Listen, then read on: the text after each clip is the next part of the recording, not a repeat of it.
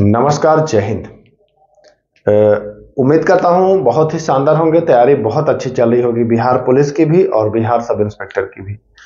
मैं आप लोगों के लिए, आप लोगों के ही कहने पर बिहार पुलिस और बिहार दरोगा दोनों के लिए एक कंबाइंड पॉलिटी का सीरीज मैं स्टार्ट कर रहा हूं। इसमें पॉलिटी के उन तमाम क्वेश्चन को हम लोग टेस्ट सीरीज के माध्यम से बिल्कुल डिटेल में, जो हम लोग पीडीएफ के माध्यम से देख रहे हैं वो अलग देख रहे हैं। यहां पर हम डिटेल में चीजों को समझेंगे, क्योंकि देखिए थोड़ा अगर कॉन्सेप्ट क्लियर होगा ना तो एग्जाम में आप कंफ्यूज नहीं होंगे। अगर कॉन्सेप्ट क्लियर नहीं होता है तो बच्चा कंफ्यूज होता है। तो ये सीरीज हमारा लाने का ये मतलब है कि दोनों का एग्जाम है, दरोगा का भी और कांस्टेबल का भी, और दोनों में आपको भारतीय संविधान के प्रश्न लगभग 10 से 15 के बीच में आते हैं, है ना। संविधान एक ऐसा टॉपिक है जो लगभग आपको सभी परीक्षाओं में देखा ही जाता है। तो अगर आप अन्य परीक्षा की भी तैयारी करेंगे तो काम आएगा। फिलहाल हम इसको बिहार पुलिस और बिहार दरोगा को मद्देनजर रख के इसको तैयार कर रहे हैं।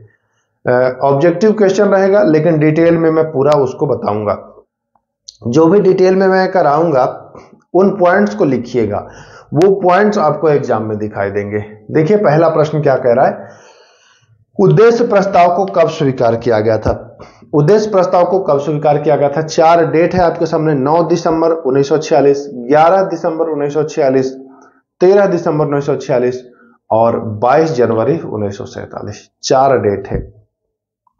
उद्देश्य प्रस्ताव को जो स्वीकारा गया था ना, वह राइट आंसर होगा 22 जनवरी 1947। जी हां, यानी कि ऑप्शन हो जाएगा डी। स्वीकार करने की बात की जा रही है, तो स्वीकार जो हुआ था वह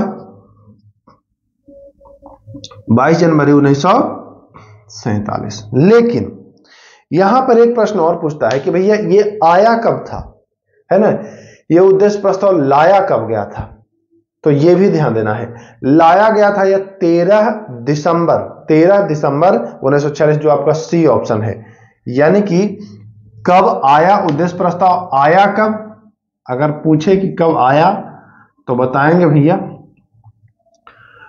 13 दिसंबर 1946। यह भी आपको याद रखना है। उद्देश्य प्रस्ताव नेहरू जी के द्वारा लाया गया था। यही उद्देश्य प्रस्ताव आगे चल के उद्देशिका बनता है, जिसे आप प्रस्तावना के भी नाम से जानते हैं। यहां तक कोई दिक्कत नहीं है। इसमें 2 डेट आपको और दिख रहे होंगे, 9 दिसंबर 1946 और 11 दिसंबर 1946। 9 दिसंबर 1946 को संविधान सभा की जो है वह पहली बैठक हुई है। जी हां, तो अगर कभी पूछे कि संविधान सभा की पहली बैठक तो 9 दिसंबर 9/12/1946 ये पहली बैठक हुई थी। यहां एग्जाम में पूछता है कि पहली बैठक में अध्यक्षता किसने किया था, अध्यक्ष कौन था। तो पहली बैठक में जो सबसे वरिष्ठ सदस्य थे, क्या नाम था उनका, डॉक्टर सच्चिदानंद सिन्हा। नाम भी लिख लीजिए, डॉक्टर सच्चिदानंद सिन्हा। डॉक्टर सच्चिदानंद सिन्हा, ठीक ना। तो डॉक्टर सच्चिदानंद सिन्हा, ये अस्थायी रूप से इनको बनाया गया था। कैसे बनाया गया था इनको, अस्थायी रूप से।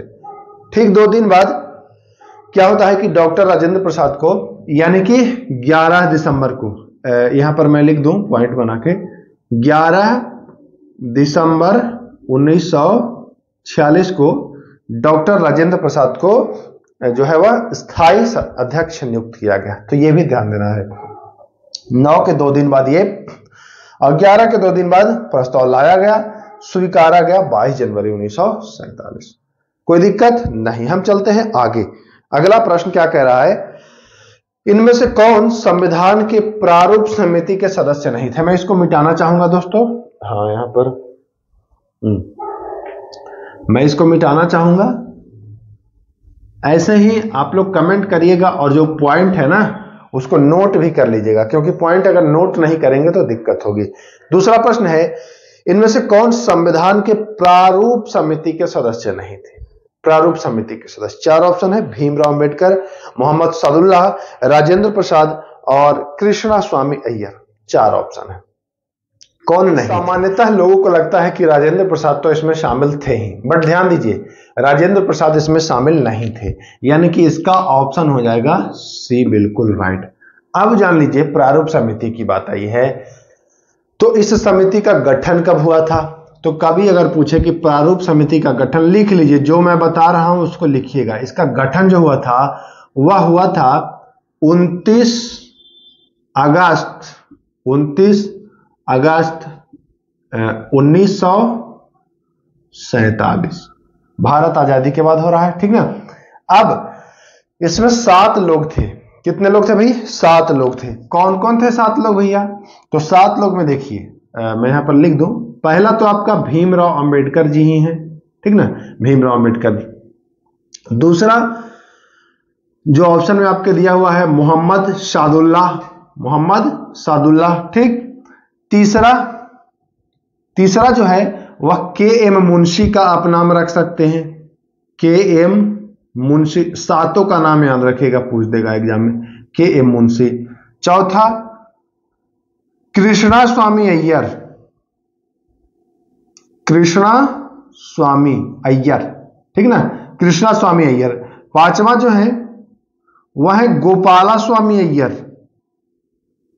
5वां जो है वह गोपाला स्वामी अय्यर, ठीक ना। 2 और हैं, ये दोनों बाद में आए। एक आए हैं डीपी खेतान के मृत्यु के बाद, और एक आए हैं बीएल मित्र के बाद। है बीएल मित्र जब चले गए तब आए। तो बीएल मित्र के बाद आए हैं कृष्णा माचारी। बीएल मित्र के बाद आए हैं कृष्णा माचारी ना। और एक और आए हैं जिनका नाम है माधव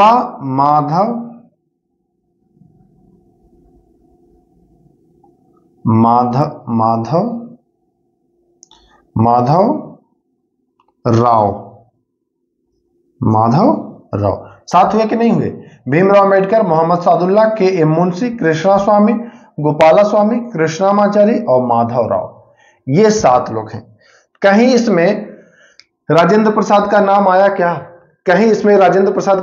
क्या? नहीं ना। तो राइट आंसर जो है वो बिल्कुल सी हो जाएगा, बिल्कुल राइट आंसर। चलते हैं हम लोग तीसरे नंबर सवाल की ओर। तीसरा सवाल देख लेते हैं।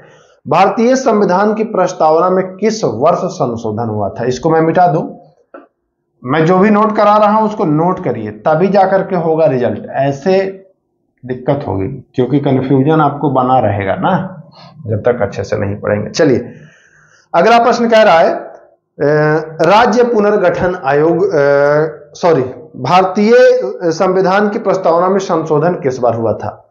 ऑप्शन 1972, 1973, 1976 और 1978। सबसे पहले तो ये जान लीजिए कि भारतीय जो संविधान है उसमें केवल और केवल एक ही बार अभी तक संशोधन हुआ है। कितनी बार? एक बार। याद कर लीजिए, एक बार।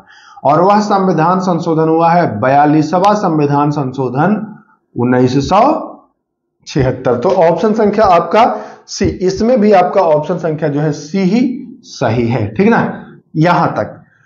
अब आता है कि जब संशोधन हुआ तो क्या संशोधित हुआ, कुछ इसमें ऐड हुआ या कुछ निकाला गया?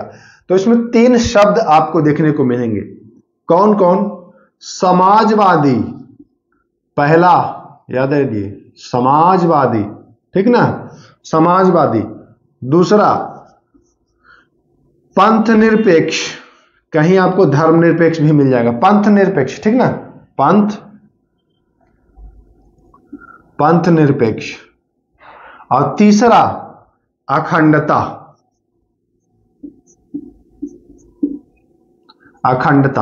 ये 3 शब्द जो हैं वह जोड़े गए हैं 42वां संविधान संशोधन 1976 से।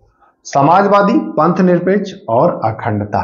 तो राइट आंसर जो है वो हो जाएगा आपका ऑप्शन नंबर सी। हम आते हैं सवाल संख्या 4 के ऊपर। राज्य पुनर्गठन आयोग, देखिए राज्य पुनर्गठन आयोग गठित हुआ था। राज्य पुनर्गठन आयोग 1953 में, 1956 में, 1972 में और 1978 में राज्य पुनर्गठन आयोग। तो जान लीजिए राज्य पुनर्गठन आयोग जो हुआ था वर्ष 1953, यानी कि 1953 1953, 1953 में। पूछता है कि इसके अध्यक्ष कौन थे, है ना, इसके अध्यक्ष कौन थे? तो फजल अली, जी हां, याद रखिएगा, फजल अली की अध्यक्षता में इस आयोग का गठन हुआ, राज्य पुनर्गठन आयोग, फजल अली की अध्यक्षता में। लेकिन पूछता है कि कभी कभी डीप में कि भाई राज्य पुनर्गठन आयोग में कितने सदस्य थे? तो 3 सदस्यीय यह समिति बनी थी, जिसमें फजल अली अध्यक्ष थे और हृदयनाथ कुंजरू, जी हां, हृदयनाथ कुंजरू, और दूसरे के.एम. पणिक्कर, के.एम. पणिक्कर, 2 लोग ये और ये तीनों लोग मिल करके ना इस फजल अली, ये जो फजल अली से संबंधित मतलब ये अध्यक्ष जो थे राज्य पुनर्गठन आयोग, तो ये तीनों लोग मिलकर के इसको संचालित कर रहे थे। तो यहां तक कोई दिक्कत नहीं है। हम चलते हैं आगे 5वें नंबर सवाल के ऊपर। बहुत अच्छा सवाल है। अगर वीडियो अच्छा लगे तो लाइक करिएगा, शेयर करिएगा अपने दोस्तों के बीच, है ना, और ये भी कमेंट करिएगा क्या ये कंटिन्यू रखा जाए या आपको अच्छा नहीं लग रहा है, इसमें जानकारियां आपको प्रॉपर नहीं मिल रही हैं, कमेंट करिएगा। 14 वर्ष से कम आयु वर्ग के बच्चों को जोखिम भरे कार्यों में लगाना असंवैधानिक होगा। कह रहा है कि अगर 14 वर्ष से कम आयु का बच्चा है तो भैया उसको जोखिम भरे कार्यों में आप नहीं लगा सकते हैं। ऑप्शन देखिए, किस अनुच्छेद में ऐसा लिखा हुआ है? अनुच्छेद 23, अनुच्छेद 21 का, अनुच्छेद 24 और अनुच्छेद 25। 4 ऑप्शन आपके सामने हैं। तो जो राइट आंसर है ना वह हो जाता है अनुच्छेद 24। जी हां, अनुच्छेद 24 में, अनुच्छेद 24 देखिए ऑप्शन नंबर सी में है। अनुच्छेद 24 कहता है कि 14 वर्ष से कम आयु का अगर कोई बच्चा है तो उसको कारखाना, जोखिम भरे कार्यों में आप नियुक्त नहीं कर सकते हैं। यह 24 अनुच्छेद में है। यहां पर बाकी और जो अनुच्छेद है, अनुच्छेद 23 में क्या है? तो अनुच्छेद 23 में है कि भैया मानव का दुर्व्यापार, बालाश्रम आप नहीं कर सकते हैं। जैसे वेश्यावृत्ति ये आप नहीं करवा सकते हैं। मानव की खरीद बिक्री, है ना, ये नहीं कर सकते। जैसे पहले होता था ना, जब आप इतिहास पढ़ते हैं तो आप पढ़ते हैं ना कि भैया वो 1000 दिनारी के रूप में जाना जाता है ना, उसको 1000 दिनार में खरीद लिया। तो ऐसा सिस्टम नहीं है कि अब मनुष्य की खरीद बिक्री नहीं होगी। तो ये अनुच्छेद 23 में। अनुच्छेद 21 का में क्या है? तो अनुच्छेद 21 का में है शिक्षा, प्रारंभिक शिक्षा का अधिकार। जी हां, पूछता है प्रारंभिक शिक्षा का अधिकार किस में है? अनुच्छेद 21 में। अनुच्छेद 25 में क्या है भाई? तो इसमें है धार्मिक अभिवृद्धि के लिए आपको प्रयास करना, मतलब धार्मिक अभिवृद्धि के लिए आप स्वतंत्र हैं, कोई आपको रोका नहीं जाएगा। प्रयास अगर करते हैं अपनी धार्मिक अभिवृद्धि हेतु तो आपको स्वतंत्रता प्रदान है, रोका नहीं जाएगा। ये इस बात का उल्लेख है। चलिए 6ठा सवाल, राज्यों के लिए एक निर्वाचन आयोग होगा जो राज्य निर्वाचन आयोग के रूप में जाना जाएगा। किस अनुच्छेद में वर्णित है? अनुच्छेद 324, अनुच्छेद 243 आई, अनुच्छेद 243 के और डी है अनुच्छेद 44। 4 ऑप्शन आपके सामने हैं। किस अनुच्छेद में राज्य निर्वाचन आयोग? बहुत बढ़िया प्रश्न है, इसको स्टार लगा लीजिए। एकदम समझिए कि बिहार दरोगा में ये छपेगा, बिहार पुलिस में ये छपेगा। तो राज्यों के लिए निर्वाचन आयोग कह रहा है। अच्छा ये बताइए, अगर आपसे पूछे कि निर्वाचन आयोग किस अनुच्छेद में है तो क्या बताएंगे? सीधा बता देंगे 324 बताएंगे ना, 324 निर्वाचन आयोग। लेकिन राज्य निर्वाचन पूछे तो गड़बड़ हो जाता है, सोचता है कि 324 नहीं है तो 23 होगा, लेकिन नहीं, 243 में है। 243 के याद कर लीजिए, राज्य निर्वाचन आयोग 243 के, है ना। यहां पर मैं लिख दूं राज्य निर्वाचन या इसी को राज्य चुनाव आयोग कहेंगे, राज्य निर्वाचन आयोग। कोई दिक्कत नहीं, कोई दिक्कत नहीं। 243। अच्छा अब ये देखिए 243 आई में क्या है? जो बी ऑप्शन है 243 आई, तो 243 आई में है राज्य वित्त आयोग। जी हां, राज्य वित्त आयोग 243 आई में है। 44 अनुच्छेद आप जानते ही हैं, सामान्य सिविल संहिता, है ना, तो इतनी सारी बातें आप जानते हैं, कोई दिक्कत नहीं। अब चलते हैं हम आगे। अगला सवाल देखिए क्या कह रहा है, प्रश्न संख्या 7। किस संविधान संशोधन से राष्ट्रपति को संविधान संशोधन विधेयक पर अनुमति हेतु बाध्य किया गया? है ना, संविधान में एक संशोधन हुआ और उस संशोधन से यह कर दिया गया कि अगर संविधान संशोधन विधेयक राष्ट्रपति के पास जाता है तो भैया उनको अनुमति देना ही देना होगा, है ना। ऐसा प्रावधान जो है वह कर दिया गया। अब कह रहा है ये ऐसा किस संविधान संशोधन से किया गया? ऑप्शन देखिए आपके सामने है, 24वां संविधान संशोधन, 42वां संविधान संशोधन, 44वां संविधान संशोधन और डी है 86वां संविधान संशोधन। 4 ऑप्शन है संविधान संशोधन विधेयक पर, है ना। यह प्रावधान वर्ष 1971 में, याद करिए, वर्ष 1971 में एक संशोधन हुआ जिसको आप 24वां संविधान संशोधन के रूप में जानते हैं। कौन सा? 24वां। इसी में यह प्रावधान किया गया कि नहीं, अब राष्ट्रपति के पास अगर संविधान संशोधन का विधेयक जाता है तो उनको हस्ताक्षर करना होगा, वो अपनी अनुमति देंगे ही देंगे, ऐसा प्रावधान किया गया। ठीक, एक बात ये। अब करते हैं कि भाई 42वां संशोधन कब हुआ? तो 42वां संविधान संशोधन 1976 में हुआ। 42वां संविधान संशोधन में बहुत सारी चीजें तोड़ी मरोड़ी गई, इसको मिनी संविधान के नाम से जाना जाने लगा, ठीक ना। तो ये बात आप ध्यान रखिएगा। 42वां संविधान संशोधन से अभी हमने पढ़ा कि प्रस्तावना में भी संशोधन हुआ, 3 शब्द जोड़े गए, समाजवादी, अखंडता और पंथनिरपेक्ष। अब बात करते हैं 44वां संविधान संशोधन 1978।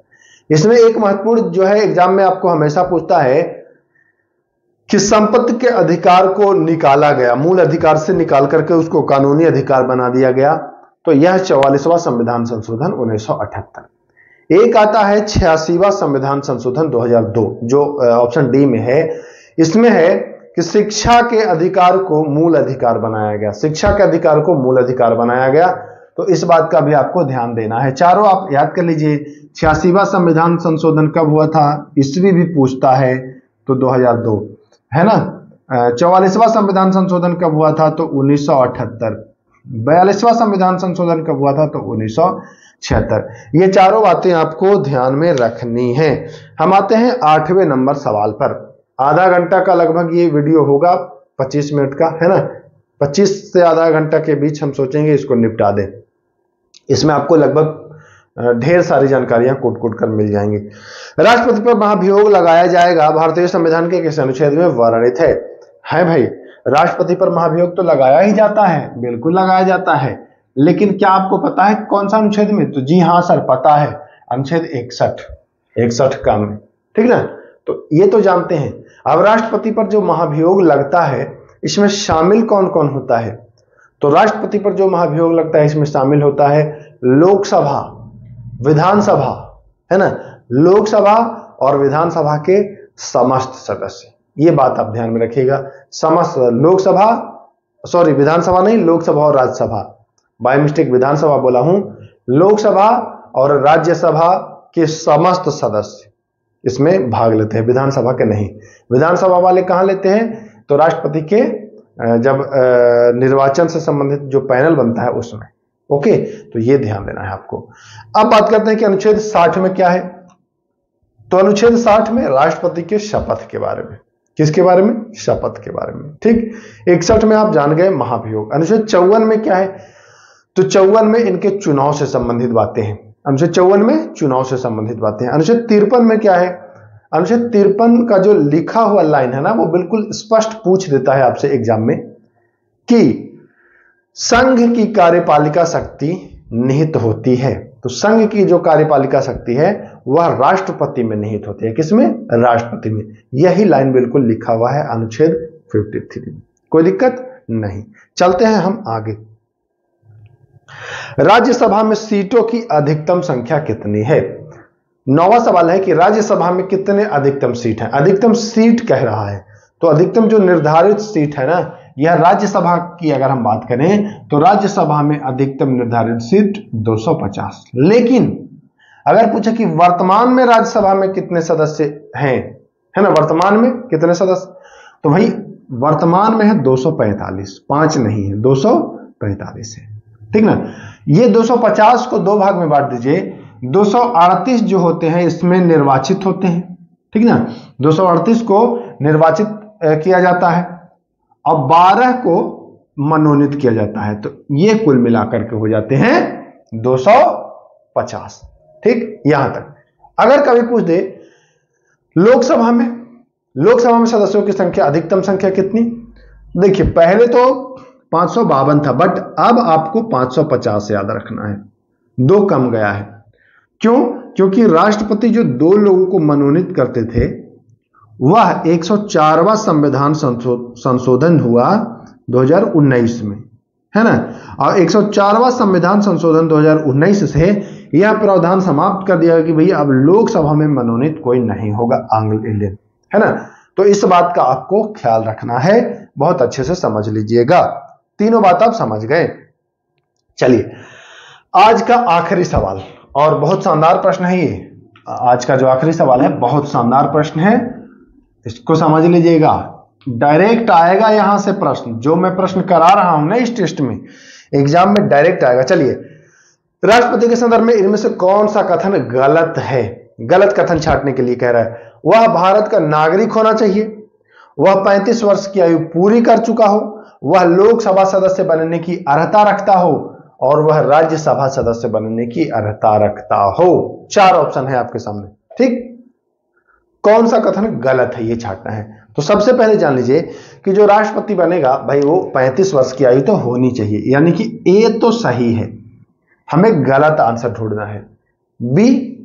बी कह रहा है कि वह 35 वर्ष की आयु पूरी कर चुका हो, तो जी हां, अगर 35 से कम है, एक तो वो भारत का हो, भारत का नागरिक, ऊपर से वो 35 वर्ष पूरी कर चुका हो। तीसरा और चौथा में कंफ्यूज होंगे आप।